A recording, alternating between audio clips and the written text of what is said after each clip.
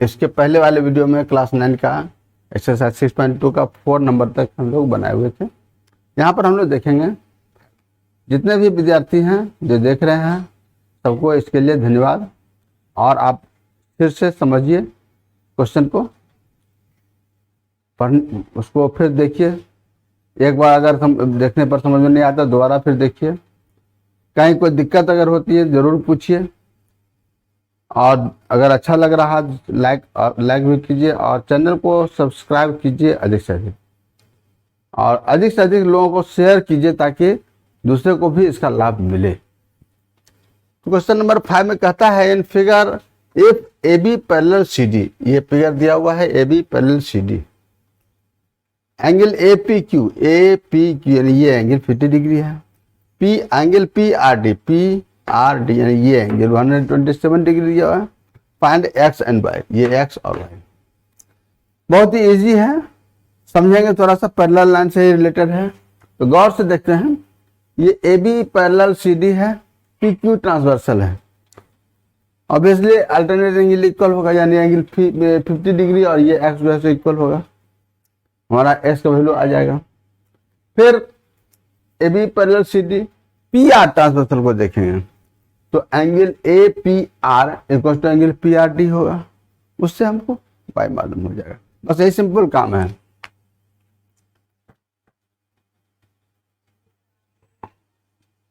Given solution.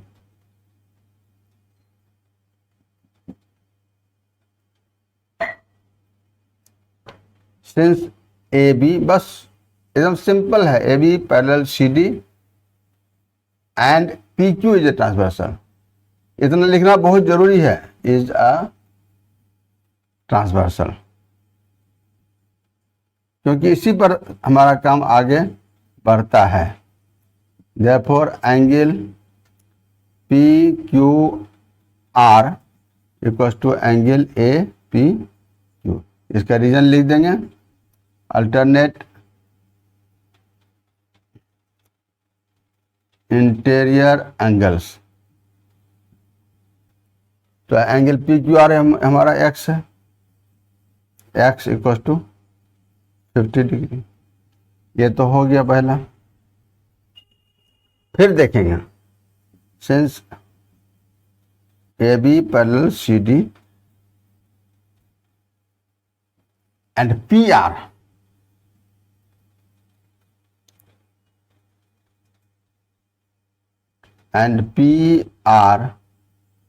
is a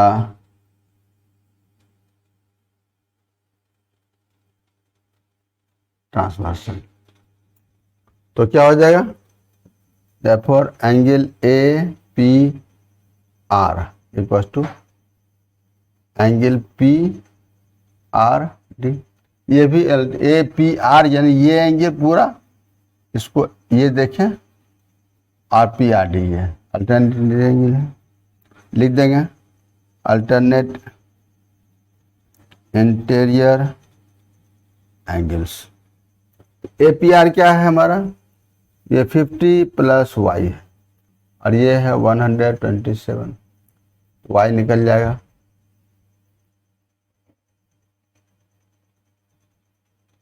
ये आप लोग खुद निकाल सकते हैं, बस यही काम है इसमें। 6 कहता है in figure P Q and R S are two mirrors placed parallel to each other. यहाँ पर हम लोग देख रहे हैं एक मिरर पी क्यू है, एक आर एस, दोनों एक दूसरे के पैरेलल है। फिर कहता है N incident ray A B, ये incident ray A B strikes the mirror P Q at B, B पर स्ट्राइक किया, and the reflected ray moves along the path B C, यहां से रिफ्लेक्ट करके इधर गया, एंड अगेन ये B C and strikes the mirror at R S at C, and again reflect back along C D, यहां से फिर C D. Prove that A B parallel C D, यानी ये इंसिडेंट रे और ये रिफ्लेक्टेड रे पैरेलल होगा, यही हमको प्रूव करना है। हम लोग समझेंगे पहले, ये बहुत ही इंपॉर्टेंट है और इस दृष्टि से इंपॉर्टेंट है कि इसमें हमको साइंस को भी खोज रहा है। जो क्लास 8 में हम लोग पढ़े थे साइंस, लॉज ऑफ रिफ्लेक्शन, उसकी जरूरत यहाँ पर हमको है और उसी के आधार पर हमारे यहाँ काम होता है। तो सबसे पहले देखेंगे ये दोनों, ये पैरेलल अगर हम प्रूव करते हैं, इसके लिए हमको क्या करना होगा, ये पूरा एंगल और ये दोनों अल्टरनेट इंटीरियर एंगल है, यानी एंगल ABC और एंगल BCD, ये दोनों को अगर किसी तरह से हम बराबर प्रूव कर देते हैं तो हमारा काम हो जाएगा। लेकिन ये प्रूव करेंगे कैसे, यहाँ कुछ दिया हुआ नहीं है, लेकिन सब कुछ दिया हुआ है, हमको खोजना है, समझना है। देखते हैं लॉज ऑफ रिफ्लेक्शन में क्या था, क्लास 8 में हम लोग पढ़े थे। लॉज ऑफ रिफ्लेक्शन वहां था, if a ray incident on a mirror and reflect it from it, then angle of incidence equals to angle of reflection। जैसे यहाँ पर हम एक छोटा सा देखेंगे, ये हमारा मिरर बना और ये रे इंसिडेंट हुआ, तो ये जो रिफ्लेक्ट होता है, यहाँ पर से परपेंडिकुलर ड्रॉ करेंगे, ये एंगल और ये एंगल इसका बराबर होता है, angle I equals to angle R, incident angle of incidence equals to angle of reflection. ये था सेकंड लॉ में। एक तो था कि incident ray, reflected ray and normal at the point of incidence lie in same plane, उसकी हमको जरूरत नहीं है, लेकिन इसकी जरूरत भी है, ये दोनों एंगल बराबर था। इसी के तहत हम लोग यहाँ पर काम करेंगे। हम लोग देखेंगे एक पैरेलल परपेंडिकुलर ड्रॉ करते हैं, मान लिया BM परपेंडिकुलर PQ ड्रॉ किया और CN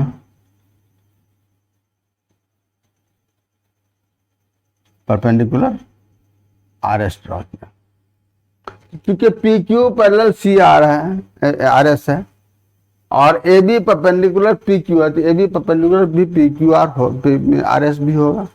और इस तरह से ये BM और CN ये दोनों भी पैरेलल होगा।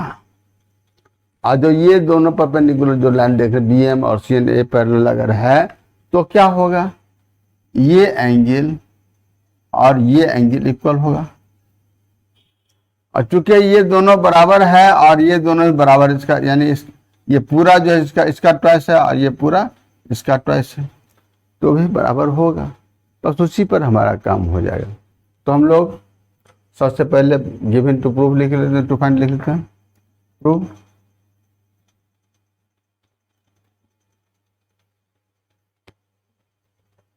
लिख दिया PQ parallel RS, AB is an incident ray on PQ, जो क्वेश्चन में कहा रहा उसी के आधार पर, at B, BC is its reflected ray, that is an incident ray on at RS,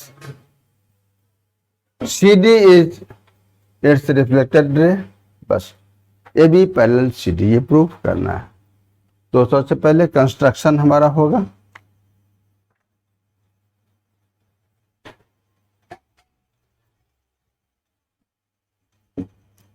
draw BM perpendicular PQ and CN perpendicular RS, proof. सबसे पहले दिखा दें BM और CN को पैरेलल हम दिखा देते हैं। Since PQ parallel RS, BM perpendicular PQ and CN perpendicular RS, therefore BM parallel CN also।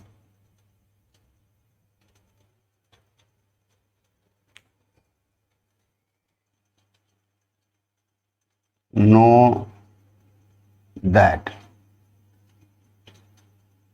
by the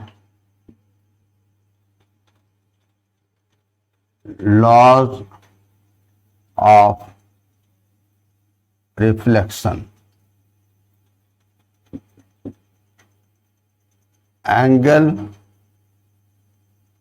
of incident is equals to angle of reflection.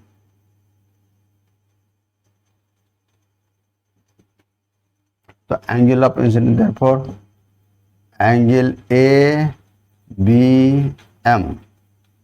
equals to angle MBC.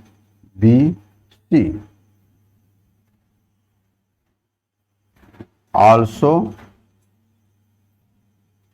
angle BCN equals to angle NCD. तो ये क्या हो गया भाई, ABM यानी 2, therefore हम कह सकते हैं angle MBC equals to 2 angle ABC, and similarly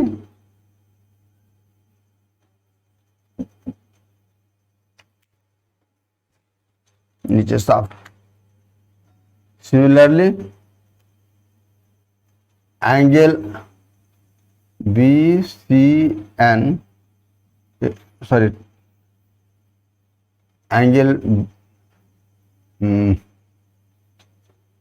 2 angle BCN.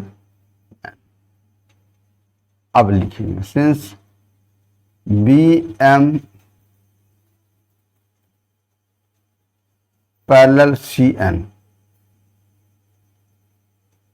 and BC is a transversal.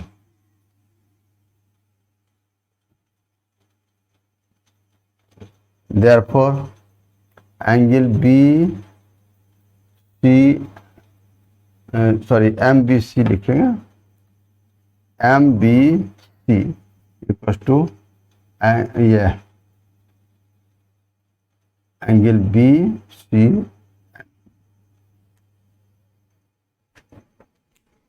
तो 2 एंगल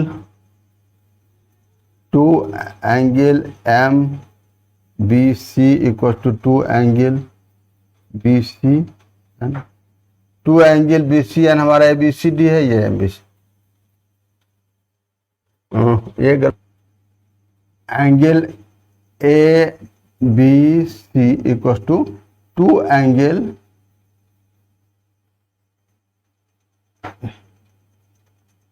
MBC. ये पूरा एंगल इसका ट्वाइस होगा, हम उल्टा लिख दिए थे, ठीक है. ये हो गया, तो ये MBC का हो गया एंगल ABC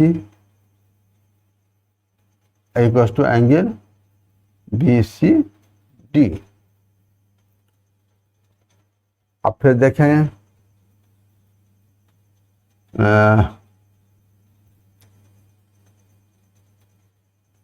इसी को लिख देते हैं, since alternate interior angles are equal, therefore AB parallel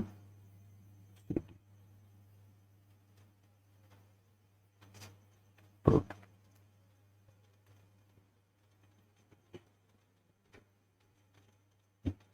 ये एग्जाम्पल का है, पेज नंबर 103, जहाँ जिसमें एक्सरसाइज 6.2 स्टार्ट हो रहा है, उसी पेज में ऊपर पर है, ध्यान देंगे. क्वेश्चन नंबर 6 कहता है, in figure AB parallel CD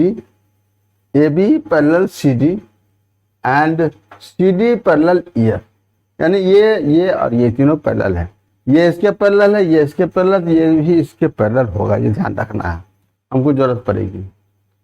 EA perpendicular AB, EA perpendicular AB, if angle B E F यानी ये एंगल 55 डिग्री दिया, find the values of x y and z. यहाँ एक्स है, ये वाई है और ये जेड, ये मालूम करना है। हम लोग पहले देखेंगे, सबसे पहले लिख लेते हैं गिवन, फिर उसके बाद काम करेंगे।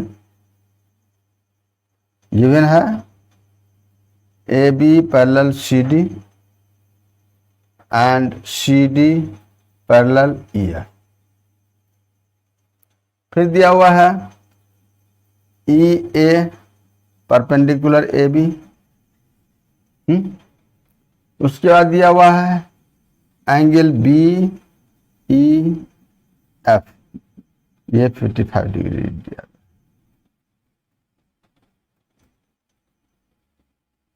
To find values of x y and Z.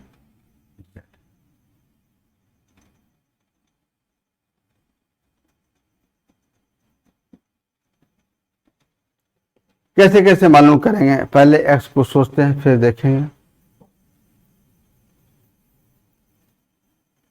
A B parallel C D है और C D parallel E F, यानी ए बी पैरेलल भी ई एफ होगा। सबसे पहले इसी बात को लिखते हैं। Since A B parallel C D and C D parallel E F, therefore AB parallel EF also। इसी पर सारा खेल होता है।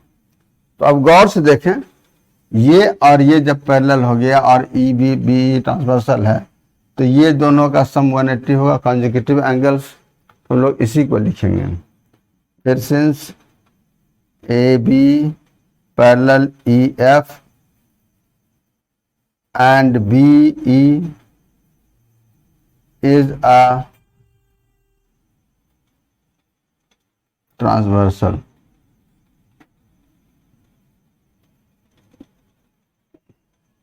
therefore x plus 55 degree equal to 180 degree। Reason ले देंगे कॉन्जिक्यूटिव एंगल्स।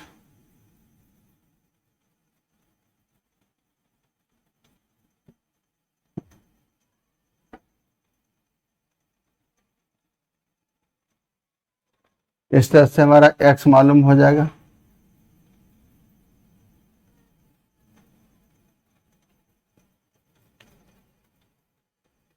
ठीक है,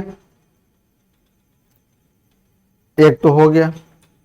अब y, A B parallel C D है और बी ट्रांसवर्सल, तो ये दोनों कॉरेस्पॉन्डिंग एंगल होगा। इसको भी लिख लेते हैं।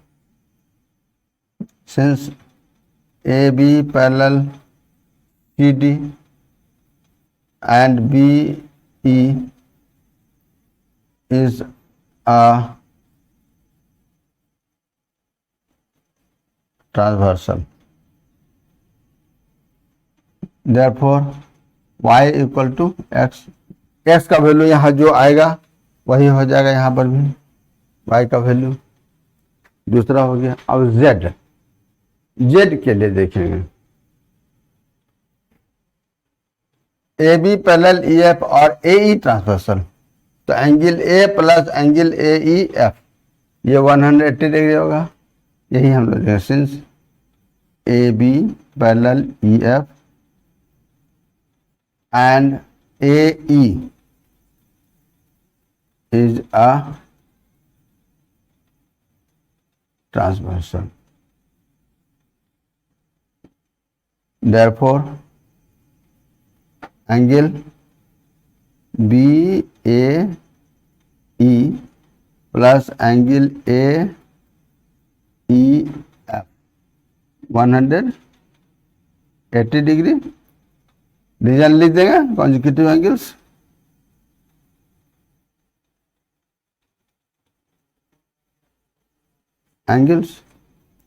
तो बी ए ई हमारा ये 90 डिग्री है, therefore 90 degree plus z plus 50, z plus 55 equal to 180 degree. यानी 145 degree plus z 180 degree, z हम लोग निकाल लेंगे 180 माइनस 145 डिग्री। इस तरह से एक्स, वाई और जेड तीनों का मान मालूम हो जाएगा।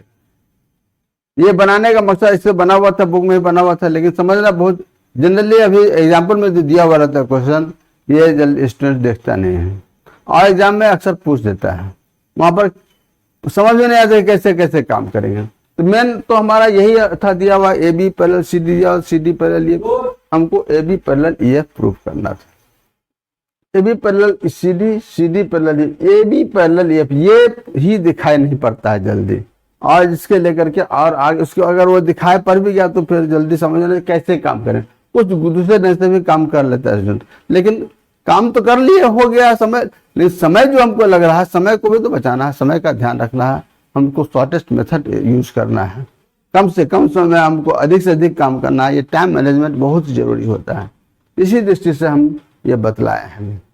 और ये वीडियो अगर आपको समझ में आ रहा हो तो आप जरूर इसको लाइक कीजिए, सब्सक्राइब भी कीजिए चैनल को, और अधिक से अधिक लोगों को शेयर कीजिए ताकि अधिक से अधिक को लाभ मिल सके। बनाने का मतलब हमारा मकसद यही है। धन्यवाद, जय हिंद।